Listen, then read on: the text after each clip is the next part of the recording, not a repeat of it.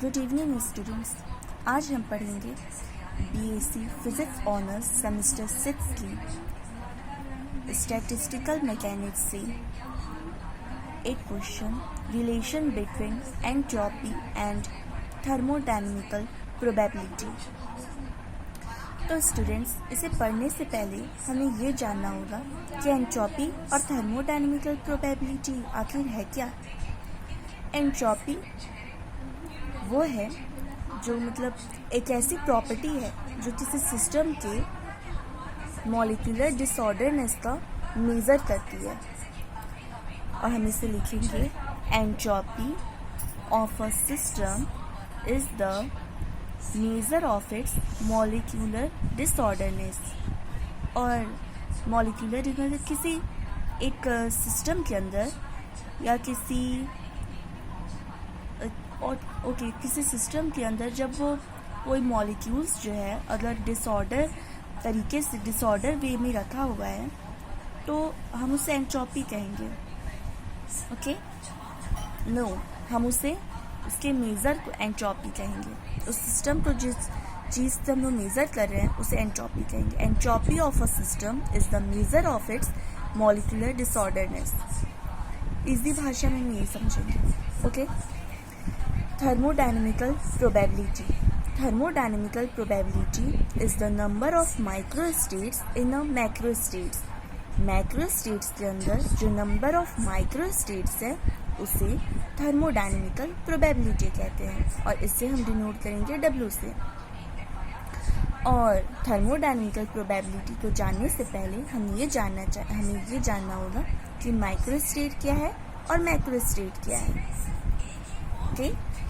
तो माइक्रोस्टेट्स का मतलब होता है a microstate is defined as a state of the system where all the parameters of the constituents particles are specified. जहाँ पर जो पैरामीटर्स ऑफ पार्टिकल्स हैं किसी भी सिस्टम का वो स्पेसिफाइड है। और मैक्रो स्टेट का मतलब होता है a macro state is defined as a state of the system where the distribution of particles over the energy level is specified. किस एनर्जी लेवल्स में कितना डिस्ट्रीब्यूट हुआ है पार्टिकल्स, ये हमें बताता है, ये स्पेसिफाई करता है मैक्रो स्टेट। तो हमें तो पता चल ही गया होगा कि मैक्रो स्टेट बड़ा होता है और माइक्रो स्टेट छोटा होता है। ठीक है, तो अब हम आगे पढ़ेंगे। अब हम लोग मेन टॉपिक पे आते हैं, relation between entropy and thermodynamical probability in equilibrium. और इक्विलिब्रियम में हमें पता है कि जो एंट्रोपी और थर्मोडायनेमिकल प्रोबेबिलिटी होता है सिस्टम का वो मैक्सिमम होता है। According to Boltzmann, the entropy is a function of thermodynamical probability, that is S equals to F W is equation first.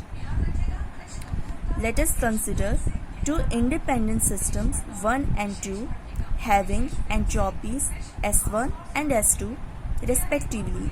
The entropy S of the two systems when taken together is given by S equals to S1 plus S2 is equation second.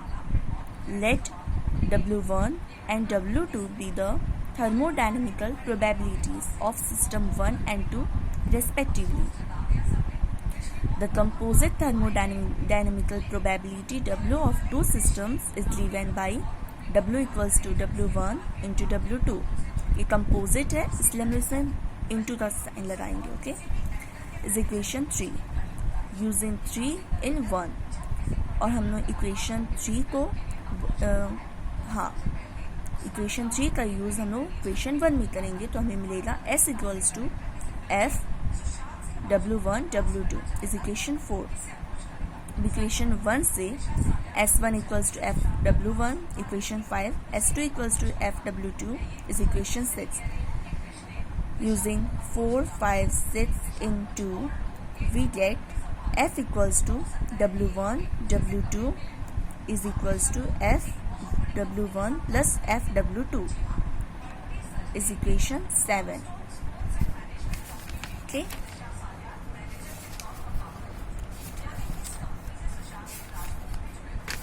Okay. Equation 7 के बाद हम लोग यहाँ आएंगे differentiating equation 7 with respect to W1 we get f dash W1 W2 constant W2 क्योंकि ये differentiate हुआ है W1 के रेस्पेक्ट पे is equals to f dash W1 is equation 8। Differentiating 7 with respect to W2 we get f dash W1 into W2 is यहाँ पर W2 के respect में डिफ्रेंशिएट हुआ है इसलिए W1 constant equals to f dash W2 is equation 9। अब dividing 8 by 9 we get f dash W1 W2 और constant W2, तो f dash W1 W2 is cancel तो W2 by W1 रह जाएगा इज इक्वल्स टू इस तरह से W2 by W1 equals to f dash W1 by f dash W2।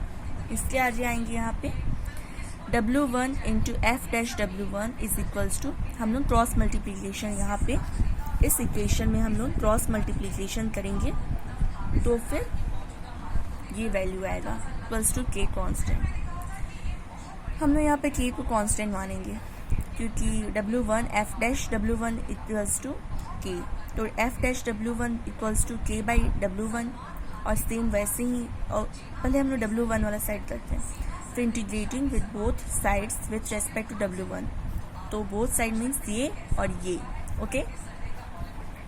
तो f integrate करेंगे दोनों साइड को f dash W1 dW1 equals to k into integration 1 by W1 dW1 plus C1 और यहाँ पे f W1 क्योंकि यहाँ integration है तो यहाँ का जो डैश है ये हट जाएगा, ओके।